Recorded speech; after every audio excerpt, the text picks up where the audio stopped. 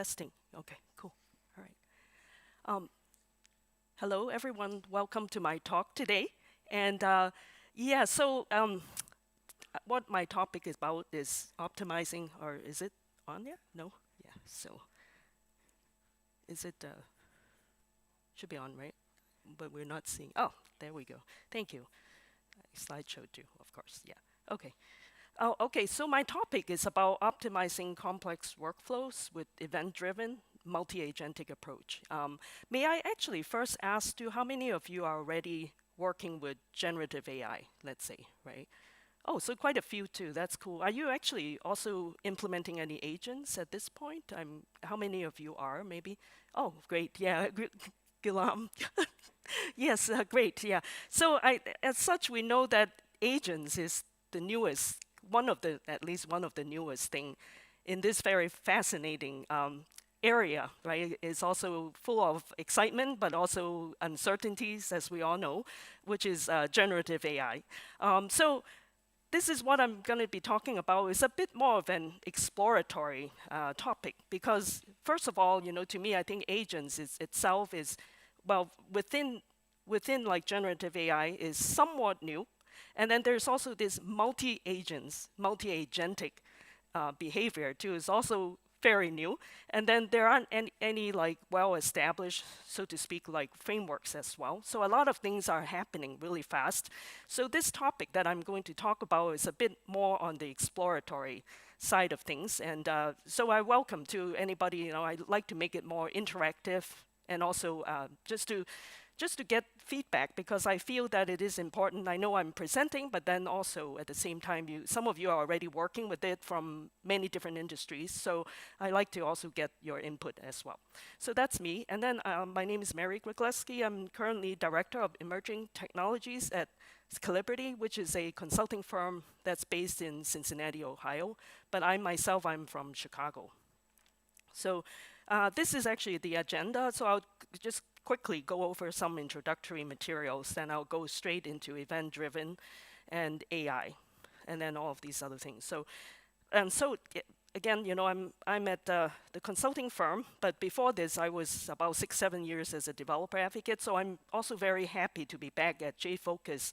I think this would be like my third time. Previous time was 22, I think, 22 or 23 after COVID, but also before COVID.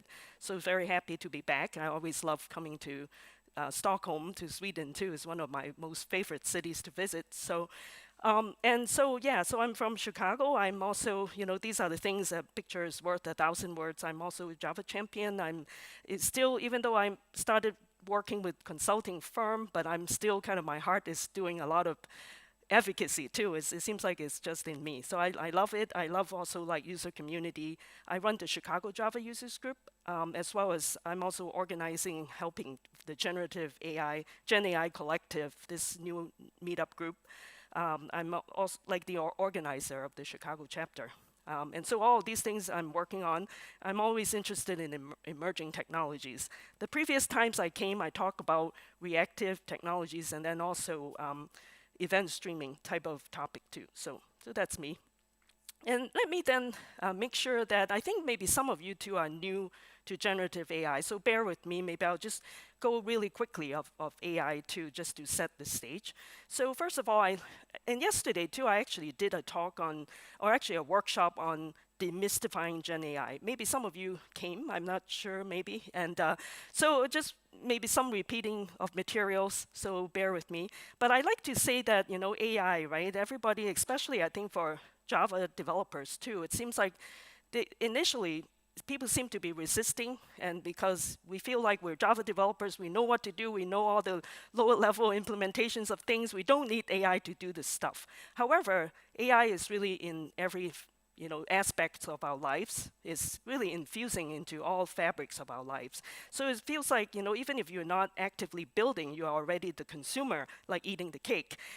But now too is that the talk is really about, how do we build and make the cake, right? Bake it, as we all know. So this kind of, again, also very quick kind of introductory, set the stage, AI, how does it relate to like machine learning, there's deep learning, and all of these things. So just kind of set the stage. And Gen AI, this is the most exciting thing right now in this space.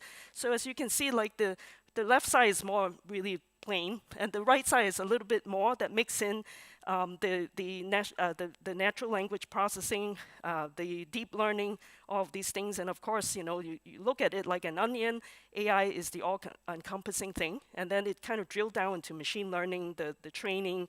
But by machine learning, supervised and supervised training, reinforcement learning is not, still a bit more on a high level, kind of in my mind, kind of techniques.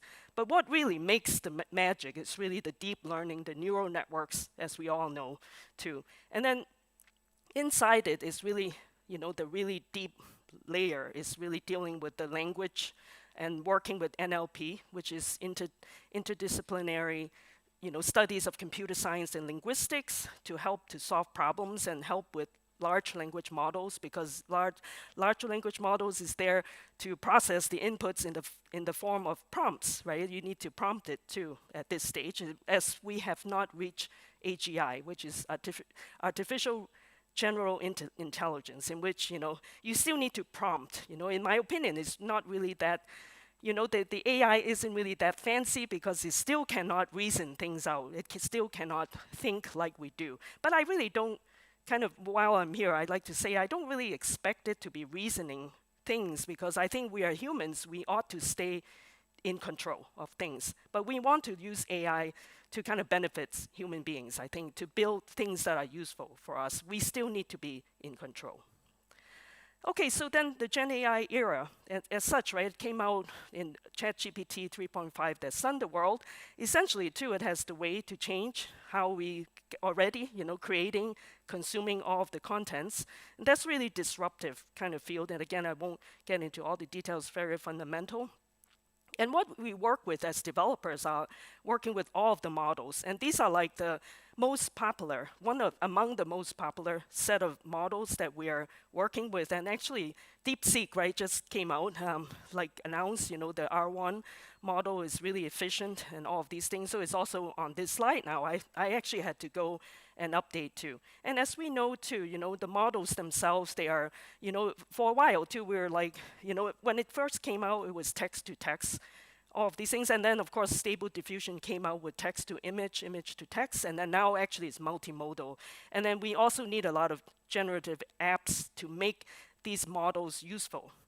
So kind of take a look at it too, in terms of modality, there's text and then image and code and audio, video, and 3D. These are like the primary models too. And so the LLMs these days is trying to make sure all these models are capable of handling like multimodal too. And as we can see, this slide I did it about 6 months ago. At that time, there was still a lot of talks, about making all of these models like able to talk in different modes, so to speak, a multimodal. But it's already we're seeing all the new LLMs that came out already, O1, or for example, Gemini, all these are already multimodal. So as we can see, things are progressing really fast. However, I just like to point out too, as much as LLM, in my mind too, I think, it is powerful. We can ask questions and it answers and does things for us and write an essay. But we have to be specific in order to get what we want. And not only that, right, LLMs has limitations. By itself, it doesn't have memory. And also the results are also based on fuzzy logic. They're all probabilistic kind of results. If you ask the same question multiple times, you'll be getting different answers back. So which means, if we're working in enterprise IT apps, financial stuff, can we really trust it that it will give us consistent answers? And that's actually a big question. And then also too, the answers, like basically it comes back with responses. The answers are opaque, meaning you cannot actually add any attributions to it too. It's big, it's humongous, looks kind of beautiful from a distance. But the thing is, the point is that I feel is that what would make this revolution more useful, again, is to be able to do inferencing, which is like leveraging on these models or the LLM and build applications that make sense for the humanity, in my opinion, right? Or build things that would enhance our lives. I think that's where it is, even though the gold is there, but we need to carve something out of the gold to make it more useful. So essentially, too, it's kind of like a zero-shot or one-shot kind of usages. And also, too, if we want to make it truly useful in modern applications, we need to actually handle all of the complicated workflows as well. So it's not like today you can just use LLMs. Okay, get the LLMs to do work for us and book my flights, and all these things. And also too, what about like scalability issue, right? Persistence, resiliency, complex tasks like workflows. So those are kind of among the things that we as developers, especially enterprise level, we have to kind of deal with that too. And also, again, it doesn't have memory. So much needs to be done. So that's why it leads to the talk is, because I was working mostly in event-driven architecture or event streaming stuff before, so I felt like, well, actually, can we apply like event streaming kind of techniques to this AI space, right? So let's kind of switch a little bit to this event streaming thing, and let's just look at it, without anything, and then look at it purely. So first of all, though, at the heart of AI is all about data. And then as we know, data doesn't just sit there. There's a flow of data, too, in many directions. And then if you work with data, on the architecture level, there's event-driven architecture. And then also you need to handle the data. The data itself isn't static, right? It has different states. So it states in terms of it can be at rest, meaning that it's stored in a database or some kind of storage system, a file system, whatever it is. And then there's also in transit. That means it's somewhere, right? Kind of floating from one point to the other. Let's say in a messaging type of system, right? You need to send from one point to another nodes. And sometimes it could have multiple stops too. And then of course there are also data that's in use. You are extracting some data, you need to operate on it and transform the data. So this is data. And then the different techniques, in the event world that we have been kind of identifying would be primarily event streaming, event messaging, or even event sourcing and CQRS, but which I won't go into it now. But as such too, if you then look back into the AI world, generative AI streaming usages, right? I like to see that maybe there we can apply event kind of approach to it. For example, in Gen AI apps, there are prompts, there are command line things, there are browser coming in, sending out the requests, mobile apps, for example. And then, of course, there are intermediary steps to like during RAG operations. And RAG, as most of you are familiar, it stands for Retrieval Augmented Generation. It's a way of we're able to incorporate data that's outside of an LLM, that the LLM hasn't been trained on. We want to send these external data in order to be, part of the data that, we can get answers from, essentially. So all of these two, in fact, in the RAG kind of way of doing things, that's where I think the event streaming, event type of approach can be leveraged on quite heavily. Because one of the things, too, is that RAG can do well, is essentially ingesting different types of documents that can be like unstructured data, for example, or even from a socket, or from like some kind of messaging endpoint. So like database, file system socket, message queues, like if you work with Kafka, it can be on a topic, something happens, it can trigger for like feeding data into this, into like the interfacing with LLMs. So, and then of course too, then from the LLM side too, once it's done, it sends you back responses, and sometimes maybe you need to make a couple hops before it can go back, to the original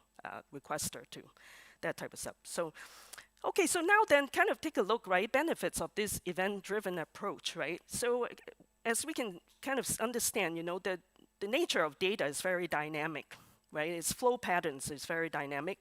And one good thing about event-driven approach is that supports more of this asynchronous style of kind of data traveling. You don't need to wait. The sender, receiver can be at different times doing different things. I think it really mimics what human beings are like, right? So this asynchronous can be done through some event streaming. And it's like, for example, like in the event world, we call it like a pub/sub type of scenario can be leveraged on too. So essentially you have something happens and you publish the event to a queue or to an endpoint.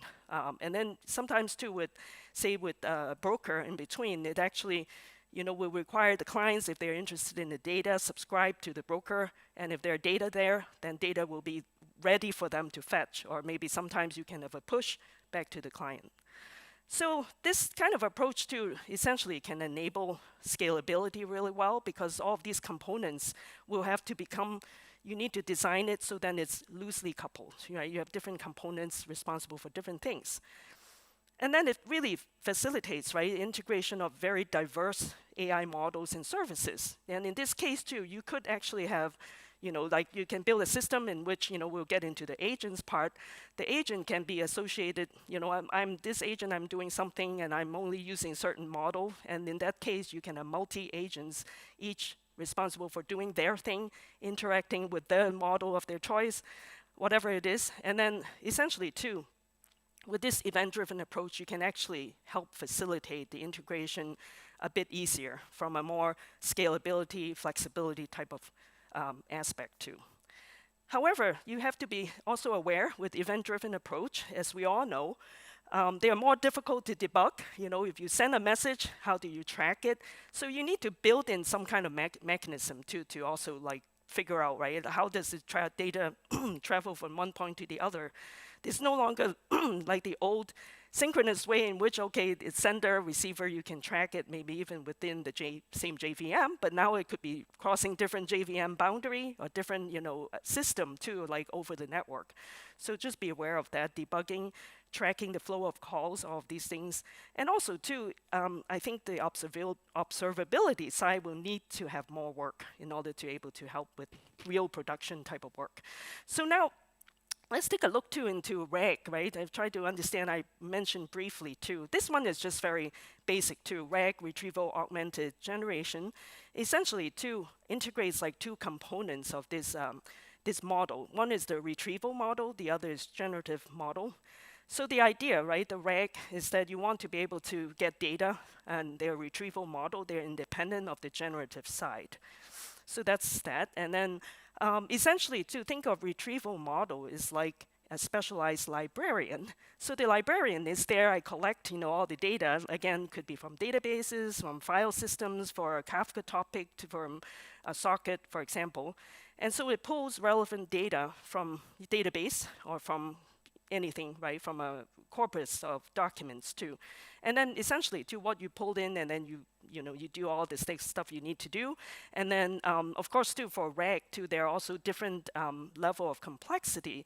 And it's kind of like on the LangChain 4J kind of documentation, it also talks about you can have easy RAG, which is data from one point to the other without any kind of transformation. You just send it directly to the LLM. Or you can do more naive kind of RAG. It's a little bit of more transformation. Maybe you need to embellish a little bit, then send it over. And then you can also have advanced RAG, in which you can actually do more things like, all the maybe sharding, different kind of filtering, or all these things you need to do chunking. That's right, because very often in real life scenario, the data comes in huge quantity, and you can't just send it over at one chunk. So you need to essentially chunk it, split it up, all of these things too. So that's kind of a bit of the more like mundane work, so to speak, mundane. You need to kind of go through of chopping up all your data and how do you send it over, that type of stuff. And then once the data gets over to the LLM, it's just respond back, you're asking some questions and send back some results. That is likewise, maybe sometimes you do need to split it up if the responses is too big too, or too long, that type of stuff. So, but the generative model side, which is the other model, will then take the response and enrich it and kind of enhance the context as well. So that's kind of like in a nutshell, right, high level, what they do, this RAG.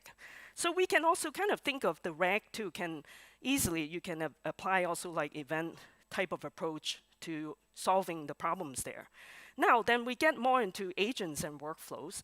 And again, agents and workflows are, if you have been following Gen AI, and some of you are already working with, maybe, right, looking into it, I think it's a fascinating area, also full of potentials, also a lot of questions too, and exploration going on. So let's kind of get into this.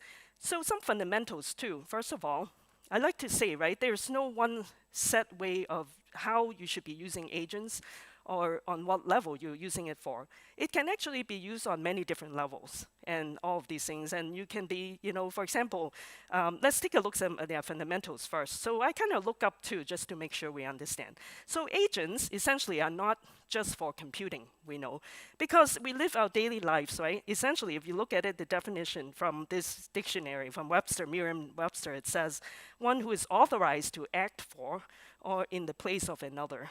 And then in computer sense is an application designed to automate certain tasks. So these are kind of high level kind of definition for it.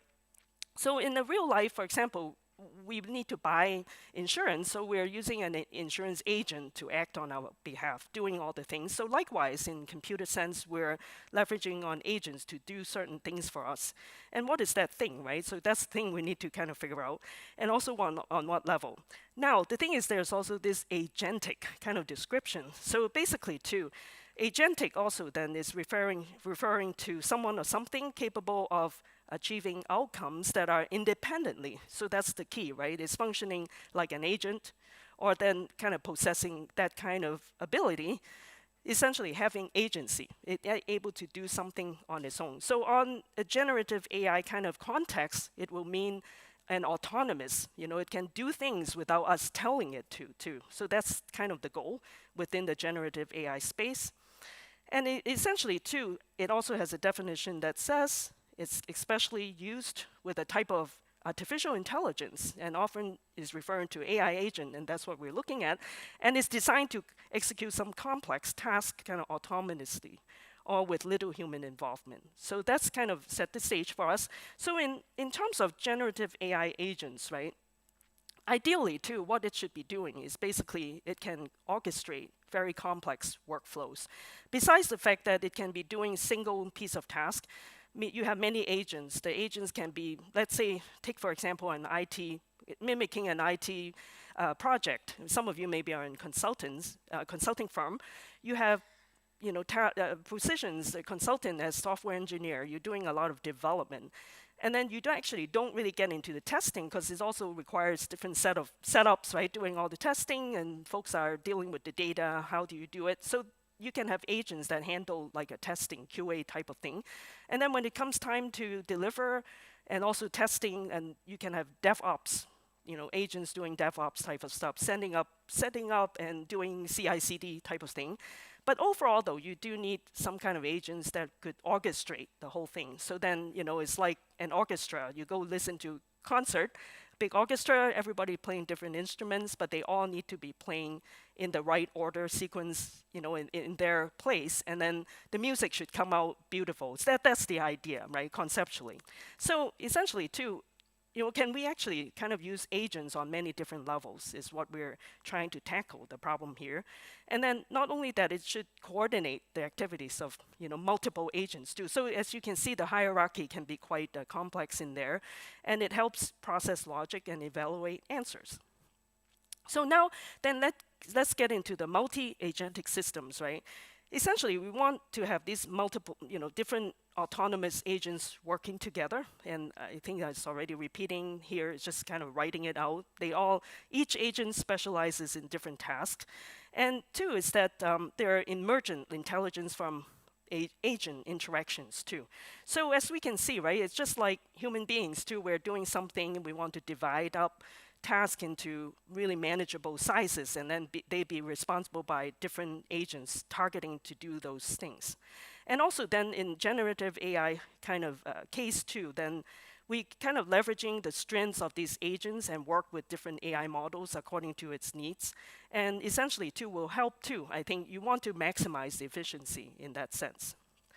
So now, let's then take a little bit, I was talking too much of high-level stuff, so kind of take a little bit quick look into some of these, how do we build like some fundamental building blocks. So for me, because I have been working with AI stuff from my consulting firm and talking all these things, and I realized the talks too in the whole generative AI field and with meetups, they're all talking about Python type of, libraries, right, to building kind of things to help you build it. But then, actually, it's funny. I have to say, yesterday I did the workshop and I wasn't paying as much attention just because of me looking at Python. So this I actually quickly add in. I studied it last night a little bit. So I realized too, Quarkus, right? Because I was doing this workshop and actually I invited Daniel to join me from Red Hat, and he actually brought up, okay, Quarkus actually has a very nice integration with LangChain 4J. And it's pretty cool too. So I wanted to kind of share. And I look at it and I feel the way the Java library is, it's Java. As we all know, I'm assuming most of you are Java developers at this conference. So we tend to like focus on the very fundamental things, very, very robust, where we're building things. We take care of concurrency of the threads, of the distributed, all the infrastructural stuff, no doubt. So then likewise too, I think Java is really capable of doing this fundamental building blocks. So in this case too, if you have been also, let's say, let's jump back a little bit on Gen AI. So Gen AI has this library called a Python, very popular, called LangChain, and that's where LangChain 4J essentially has borrowed a lot of the concepts from.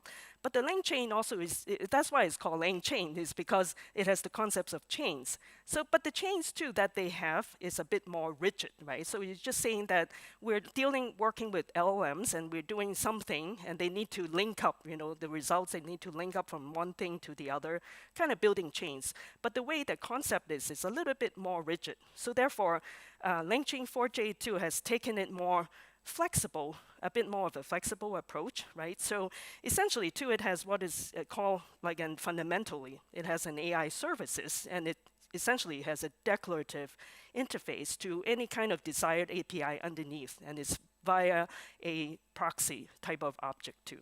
So that's what the LangChain 4J is doing, and it's doing a really great job. I was just looking at it, and I shared the link too with the Quarkus LangChain 4J integration too. That it actually is good, with this AI services as a fundamental way of building your apps interacting with LLMs too.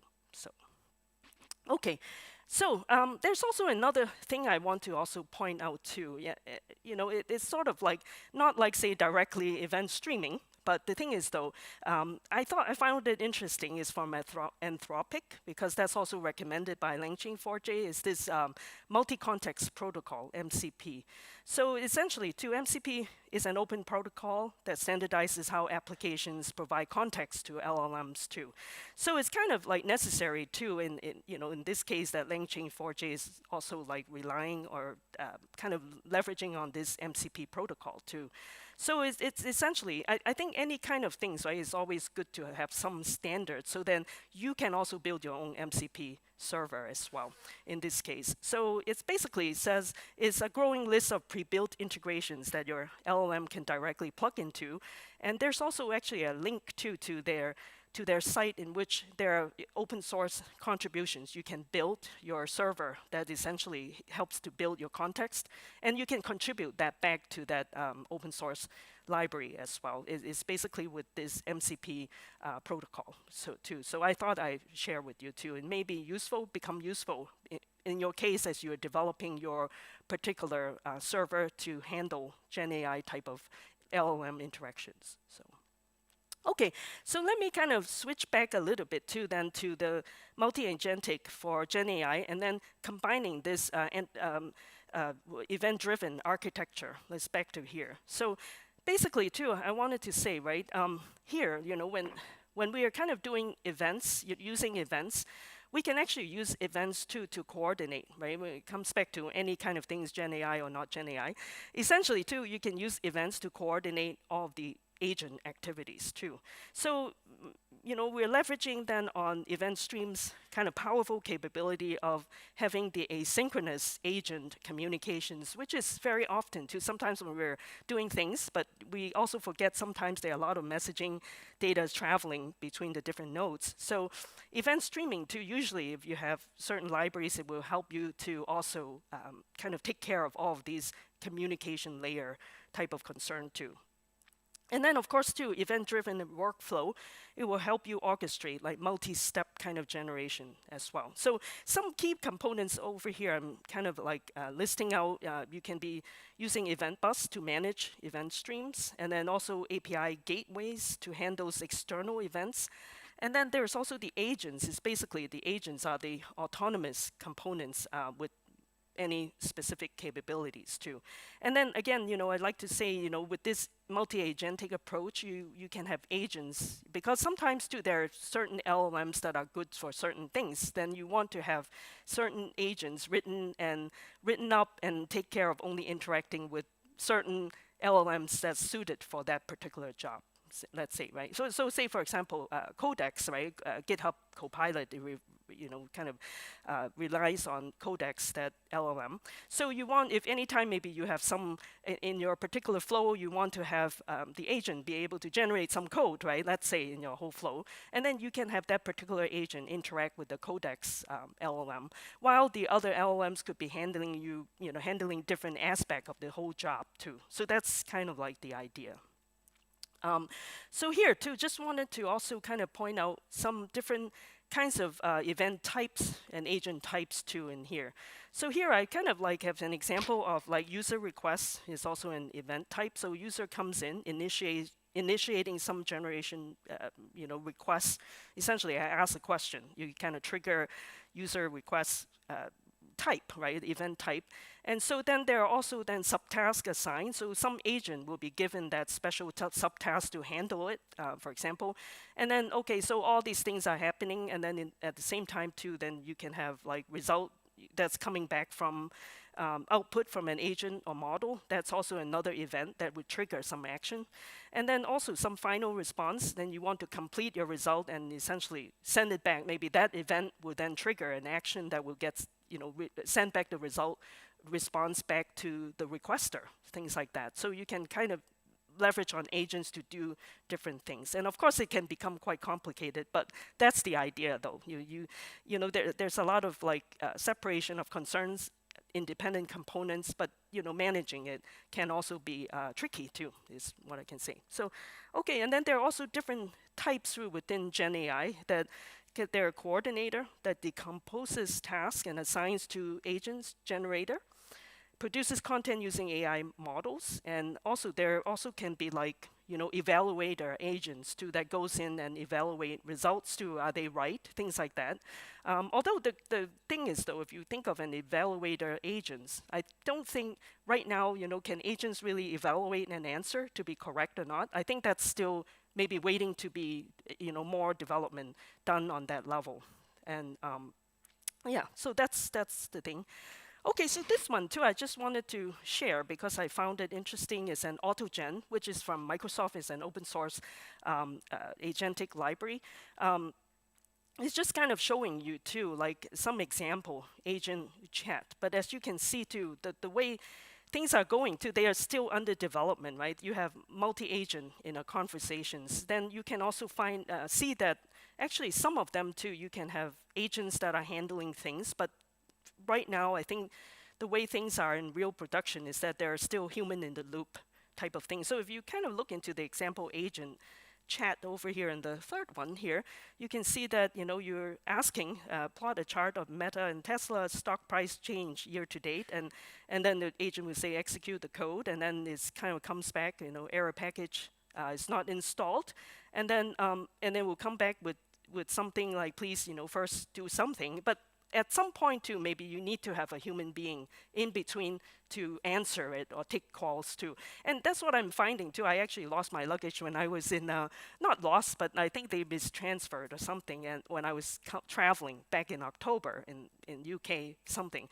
And then I actually tried to contact the airline company, and that was very frustrating because it was using an AI-driven agent chat, well, kind of very elementary chat bot, and it says, "Oh, you need to do this, do that," and I never could get my bag. And I remember I was like, "Oh my gosh," and couldn't do it, and I finally had to call the desk, and it routed me through multiple stops because I'm U.S. but then U.S. based, but then my reservation wasn't. I wasn't flying. I forgot what it was, but I wasn't flying in my native country of residence, so they couldn't answer the question, and then they have reroute me many times. So as you can see, I think there's still quite a long ways to for these truly agent-driven autonomous systems to actually work very smoothly. But we are all working towards that goal at this time. So that's what it makes it exciting as well. Okay, so now let me real quickly too, talking about agents, right? Now, as such, this kind of gets a bit more into a higher level design patterns kind of thinking. And I'm borrowing this too, basically from Dr. Andrew Ng. And if you've been following deeplearning.ai, that's a really great site to learn a lot of AI, machine learning types of things. And it's headed by Dr. Andrew Ng, who is a famous AI researcher and business founder. He founded the deeplearning.ai. Very nice. I love his videos. He talk about things, and so I found it very interesting and thought I would share his thoughts on this agentic design patterns. So he basically highlighted there are 4 design patterns. So one is reflection. So again, going back to the agents, right? We want the agents to be autonomous. So one of the things too that we'll need to do, the agents to be able to do, again, these are more higher level type of abstracted level needs, is that you want agents to be able to send the requests on our behalf to the LLM. But then the thing is, you also don't want to trust the initial response coming from the LLM. So in order to do that, well, if we're human beings, what we do is maybe we take the response back, the first response back, and then ask the LLM, well, can you do it again? I don't think this is right, something, right? So then in this case too, if you want an agent to act on your behalf, the agents ought to be able to take this response and then inject in that question and ask the LLM again, please, enhance this answer. And so then the agent should act on your behalf. And then so on and so forth. You want the agents to be able to determine are the responses correct. And if it isn't correct, you wrap the response and send it back to the LLM and said, do it again. It's like kind of a reflection type of approach. So you want the agents to be able to do it until the agents can get a perfect response or close to a perfect response. So that's kind of like the one pattern that a multi-agentic type of agent should have. And that's the second one is called a tool use type of pattern. So the tool use is essentially two. It means, sometimes too, LLM is even though it has studied so many things, but it cannot answer. There are just more questions in this world than it can answer. Well, it's like expected.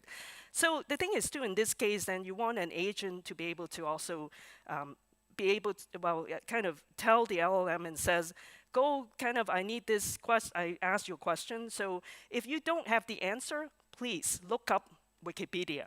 Please, I give you a couple websites. Please do your research over there. Kind of like that. So giving hints to the LLM to look for answers for you. So that's another way, kind of some high level kind of usages of these agents should be able to do. Okay, and then the third one is called like planning. So planning, you can think of it more like, actually, you know what, I have this too, the reflection. Okay, I actually forgot I had to advance this. So, okay, let me go in here, planning. So, okay, so this one too is basically, is kind of using an example. So the question could be like, you're giving the LLM an image. In this case, it's a little boy, riding a scooter. And then you can kind of ask the LLM, is basically say, this is this, but can you actually generate another picture of a little girl reading a book? So obviously, too, you don't give any hint, right? So you want the agents to go and do the planning. Go figure it out. So then it would probably need to observe your initial image and say, okay, this is determined it's a boy riding a scooter. But now I actually need to have a little girl reading a book. So then it has to go and do all the stuff it needs to do, right? The LLM then figure it out and what is a girl versus a boy, like this. And then essentially, too, reading a book, and then it should come back, right, with this final JPG should be a little girl reading a book like that. So that's kind of like what is called like agents. You use agents to be able to do this kind of transformation for you on your behalf on this planning thing. Even with the planning steps to it, should be able to do it. So although Dr. Andrew Ng did say this, it isn't as accurate right now. It's basically reflection. He has a lab, right, doing his thing. He said the reflection and the tool use actually have been giving much better results than it is with planning. And also here, too, as you can see, is another example of a multi-agentic collaboration. And this one, too, is interesting because it comes from the archive. It's one of the academic research paper, too, and I found it interesting because this actually is using example of a simulate a IT shop, right? And so you have, there are different groups of agents doing different tasks. Some are like designing systems and coding and testing and then documenting. And so basically, too, then you have the chain too that is going in between. So I've shared the link to this paper too. So if you're interested, you can also take a look at the paper. And also they actually have an example set of coding that you can also try it out in GitHub as well. So I just found it to be quite interesting. So and share with you. But again, that's actually okay planning. And then that was I just showed you was the multi-agentic collaboration. So in this case, it's basically having agents really able to handle this level of complexity of orchestrating and coordinating with all agents within this whole ecosystem is what it is. So, okay, let me kind of make sure I don't go over time. So, okay, so at this point, just want to have some sharing with you examples of a few multi-agentic libraries. And again, I was doing a bit more research on the Python side. So there's AutoGen, which is open source from Microsoft, and there's also one is called Crew AI. Crew AI uses more of a role play kind of approach, functional role. What does it, each role, what does it do? Like it does things a bit more on the higher level in that sense. And then there's also LangGraph, and that comes from more of the LangChain ecosystem, but it uses like the graph theory to do it too. And then of course on the Java side, as I just mentioned too, is I realized, okay, Quarkus LangChain 4J also has this support of it's kind of a bit lower level. Think of more like basic building block, but it's still very robust nonetheless. And it uses the CDI pattern too, which actually Quarkus uses it, right? The context and dependency injection model, that kind of approach too. So, and I have a link in here too if you want to read more about it. Okay, so before I kind of end this too, basically we wanted to be aware, right, with all of these generative AI, no matter what you do, as we know, using event streaming too is also you make it more complex, but I think the results you get will be more desirable because of you can make your systems more scalable, more flexible. The resiliency, all of these things that we desire in complex systems will be actually better. But it's waited to be seen, right? There are many things happening right now. And okay, so what other thing? Here, sustainability issues. I still wanted to point out too, LLMs are not all magic because as we all know, it uses a lot of resources, meaning, in your data center. And there's also reports too of if you want to request, make a search, you ask questions. And actually, I was at a DEF CON, this conference in Boston too by Red Hat. And there was a Red Hat person that was talking about if you ask the same questions to a normal Google search and then to an LLM, the LLM actually would take 10 times more energy to produce the answers. That's the way it is. It may be a little better now, I think since July, because the chips manufacturer are doing better job of making it more efficient, but still, we're still a long ways before we can get the LLMs truly kind of lowering the energy costs. Although I do have to say maybe DeepSeek maybe can do such thing, or doing better. Although be cautious too, because DeepSeek, they had an explicit clause that says any data you sent over is being stored in communist China. So just have to be kind of aware of that. So maybe you can run things locally, but it means you need to have really powerful systems to run the models locally too. So anyway, so that's that. And then of course there's hallucinations still occurring if the LLMs don't have answers, and it's also very much fuzzy logic based. Ethical concerns. Yesterday we did the workshop in which one gentleman was interesting. He connected to a deep. What did he play with? I forgot. Oh, just open. That's right. Open AI GPT, and he was asking about. Can you show me how I can commit a crime? And so it actually came back and says, sure, I can help you commit a crime legally. And also, it's kind of funny too. He was saying, that's right. He was using DeepSeek, I think the 1.5B, the lowest one. And then it comes back and even said that if you need help, I can help you and make sure it's legal too or something. It's really goofy, right? And so you can tell it's not.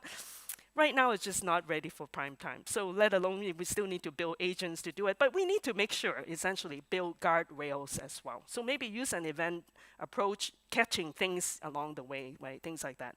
And of course, there's also prompt injection too. Is an issue. We can prompt it, but if you're doing it automatically, there could be malicious people in between injecting something, right, in the prompts, something that's wrong. And much like SQL injection, right, if you're familiar with SQL injection, and you know that is essentially open up the can of worms for people, to be kind of malicious, to do something bad too. So always remember that too when you're working with generative AI. Things. So yeah, so I think I'm about time. But if you are interested to have this slide deck, this is the QR code and also the bit.ly link. Okay, and I also will be sharing this too with the JFocus folks too, so it's available there. And then also too, the information, I talk about that paper, right, on the multi-agentic, multi-agent conversations with the complicated, simulating an IT shop. That's the archive paper. I thought it was interesting. And then a couple of Gen AI agentic libraries, as well as I actually wrote an article for Java Advent Calendar exploring event streaming and multi-agentic workflow. So if you're interested, please give me feedback on that too. Oops.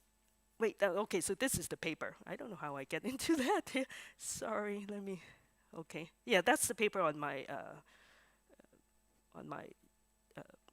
Java, the Java thing here. And then also too, if you want to stay in touch, I also have a stream that I do more actually hands-on too on Twitch. And so I try to do it when I'm have time. And also I incorporating some of the Gen AI stuff. And also I have a elusive AI podcast that I'm experimenting with. So I like to invite folks to join me if you like. Just more like a nice chat, right, about this Gen AI thing. And also, too, at this point, is the last slide, and I want to thank you very much, and please share your feedback with this QR code and the bit.ly link. And also, if you'd like to stay in touch with me, I'm on LinkedIn, I'm on Twitter, I'm actually also on Blue Sky, all these other things. I think it's on the conference website.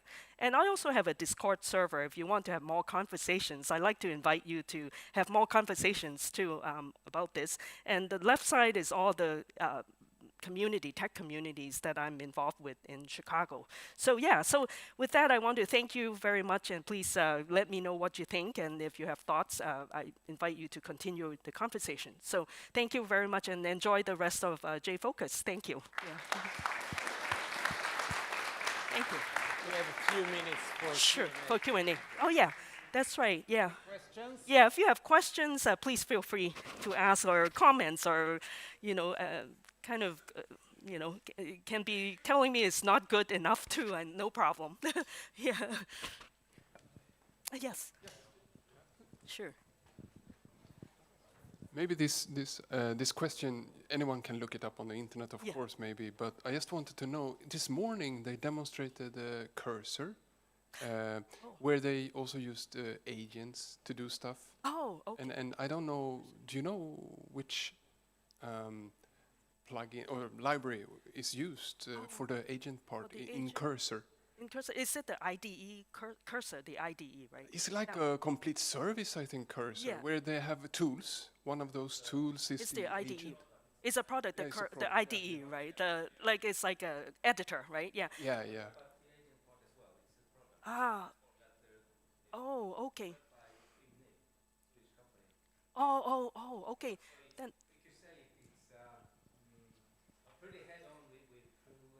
Korea, that might be. Yeah, yeah. I need to look that up. Yeah, that one I do need to look up to see which one. Yeah, I do have to say there are so many things are happening, right? It's I feel like you're learning this and then something else popping up, and tomorrow what you're learning is old, kind of crazy. Yeah, I do have to say. But the thing is, if you're involved with user community or all of these AI community, it's kind of good way to try to at least stay up to date with what's going on. Like DeepSeek all of a sudden pop up and nobody was expecting, and I started like getting into it too, trying to understand, right? And so, but yeah, thank you for making me aware of that. Let me also take a look too. But you said it's a Swedish company that handles. Okay, okay, thank you. Yeah, yeah, because oh. Oh, oh yeah, please do. Otherwise, too, I was thinking of when you say Cursor, there's also an IDE that's developed by 4 young students, right, in the U.S. and they. Yeah, and cursor can also means I think in Linux too. There's also cursor, right? That you work on. Oh, okay. Oh, okay. The IDE too. Oh, okay. And he's the guy that they do the ID. You are referring actually to that. It's a different thing. Oh, okay. Oh, they do agents to do it. Okay. Let me also then look that up. Otherwise, I've downloaded Cursor, and it's very good. It's a true context, AI context thing that kind of predict your idea when you're doing coding. Is pretty cool. That one too, if you want to try that. Yeah. Thank you so much. I really appreciate you coming here. Thank you. Please stay in touch. Yeah. Thank you.